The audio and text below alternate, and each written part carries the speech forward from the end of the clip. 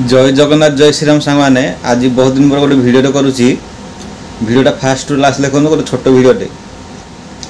भुशुड़ी पड़ी आईन कानून आपड़ कहे केमी भुशुड़ी पड़ी आम ओडिशा तो आईन कानून पूरा ठीक चली रात दिन पुलिस क्रिमिनाल मान को धरुंच बहुत बड़ बड़ दंड दे अपराध कमाऊँ नाई आज्ञा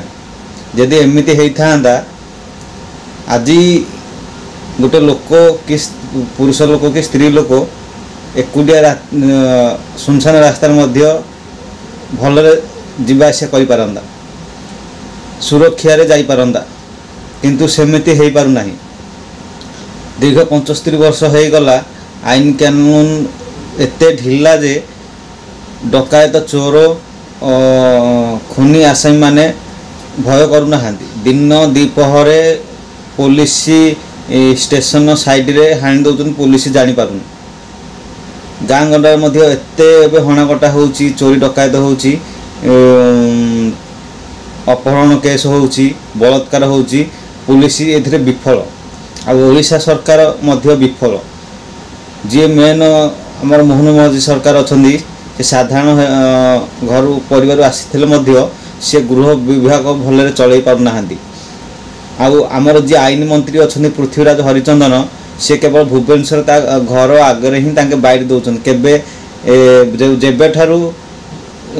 पृथ्वीराज हरिचंदन आईन मंत्री हेलेनी केबे भी प्रत्येक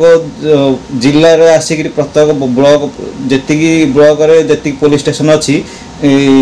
तदारख कर बुझीना आईन कानून केमी चलती ठीक चलती कि ढिला चलती कि ठीक निष्पत्ति नि ना केवल भुवनेश्वर ही बैठ दौरान जहाँ जो सोशल मीडिया धरा पड़े से तदारख होता तदारख हो सत किंतु पुणी से पैसा दे कारबार कर सब साल सुतर कर दोषी मान पुणी निर्दोष कर खलास कर तार उत्तर मध्य आईन मंत्री केबे रखुना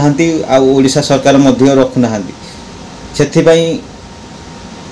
क्रिमिनाल माने डकायत माने अपहरण कर लोक मैंने बलात्कारी कर लोक मैंने निजे डर ना निजे निजे दिन दीपर लोक हाणुचंदी मारुचंदी अपहरण कर नहीं जाऊँ ये साधारण लोक डरी डरी बंचुची। साउदी दुबई भली जी बाहर कंट्री अच्छी जमी आईन कानून करा गोटे क्रिमिनाल ये गोटे क्रिमिनाल माने गोटे हणाकटा करने अपहरण करने निजे डर कारण ये अपहरण कर लोक को फाँसी दिया कटा जाऊँगी अंग प्रत्यंग कटा जाऊँगी से डर भय पूरा फुल अच्छी आम ओडिशा रे दोषी मान को थाना धरा पड़ा मतलब थाना नहीं पुणी बेल रे अणा निर्दोषी फाँसी पाऊँगी मृत्यु वरण करुच्ची अपन बहुत नाना प्रकार हो सरकार चुप आईन मंत्री चुप एत गलिया फिटी एबे साधारण घर बाहरिया मुस्किल हो सुरक्षा मन मान कर पुरुष जदि कर स्त्री लोक केमी कर आपण पदक्षेप नहीं साधारण मनुष्य मैंने एकजुट हुंतु भूल विरोध में आंदोलन करूँ एकत्रित हो आगे बढ़ू रही धन्यवाद।